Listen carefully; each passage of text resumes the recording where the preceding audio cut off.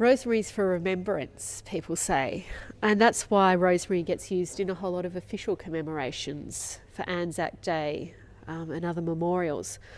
But for me, rosemary always brings back the memory of my grandfather's garden, coming as a child from wheatbelt towns in Western Australia, where the hot, dry weather meant the gardens were pretty sparse, down into the big city to his old house with the rambling garden and the smell of the rosemary bushes. When we think about our family histories, there's a whole realm of experiences that aren't recorded in writing, that live beyond the realm of documents and archives. So this photograph was taken of my grandfather when he enlisted in the Navy in the Second World War.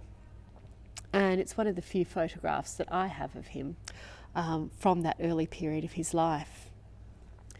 You can see here in this image the sense of a young man signing up for a big adventure.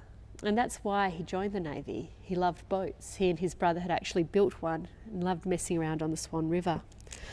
And so the other thing I've brought along today is a barometer, which is one of the other things I have to remember my grandfather by. I'm not entirely sure how to read a barometer. It points to rain and to fair, but it doesn't seem to really match with the weather here in Tasmania. So it functions more as a device for provoking memory than any kind of functional object. But these objects tell a story about a boy who loved the water, a boy who went away and came back a little bit broken from that experience, both in body and I think and the experience of being in war. But he was a man who loved his family, who created a joyful home that welcomed his grandchildren.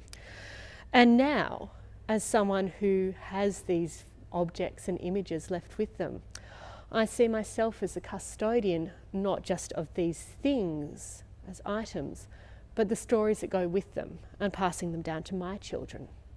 And I think what these objects, images and stories tell us, the places and lives that they evoke, is that to understand family history, we can look beyond the written record, and that there's a whole series of research questions that we can ask. And this is where I put on my other hat and introduce myself as Dr. Karen Hall from the Tasmanian College of the Arts at the University of Tasmania. My research centres around the way in which we reimagine the past within the present. And in that research, I'm the curator of the Kerry Lodge Art Project. This project brings together artists with archaeologists on the excavation of a convict site just near Launceston. And we look at the way in which the anonymous objects that these digs reveal, some buttons, some bones, a flattened piece of metal that we can reconstruct into a shovel for scooping ashes out of a kitchen fire, the way these anonymous objects, stripped of their stories, unable to be passed down person to person along family lines, can still tell us something about the experiences of the men and possibly women who were there at that site.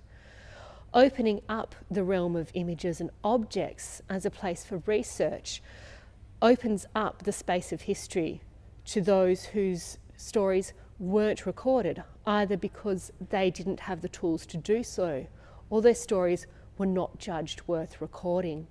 So this is the realm of domestic experience, of women's lives, of childhood, of the working class, of migrants, of the poor, the marginal. And so looking at images and objects as part of history, at the material and visual worlds they record, is a way of expanding and augmenting our understanding. And importantly, the ways that we can understand and respond to these objects and images don't just need to be by bringing them back into the written record through interpretation. We can also think about the way in which we can use images and objects to creatively and emotionally engage. And that's where the Kerry Lodge Art Project, by bringing the artists together with the archaeologists, can allow these artworks to do a job of reimagining the stories in a far more open an emotional way than an archaeological report ever could. So in this unit, Place, Image, Object, we're hoping to take you on a journey through your own family history within that realm of the material and visual culture that it inhabited.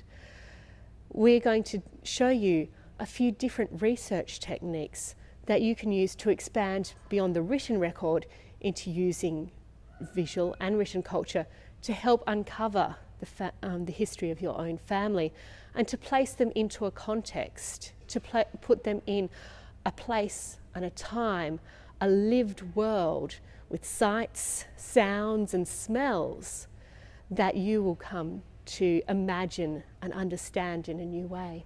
So in this unit, you'll have the chance to explore how you can use material and visual cultures and tools and techniques to interpret and record your own family history.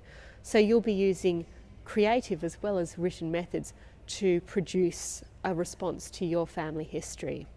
Finally, this unit invites you to think about your role as a custodian of your family's images and objects, of the history that they've passed down, their material and visual cultures.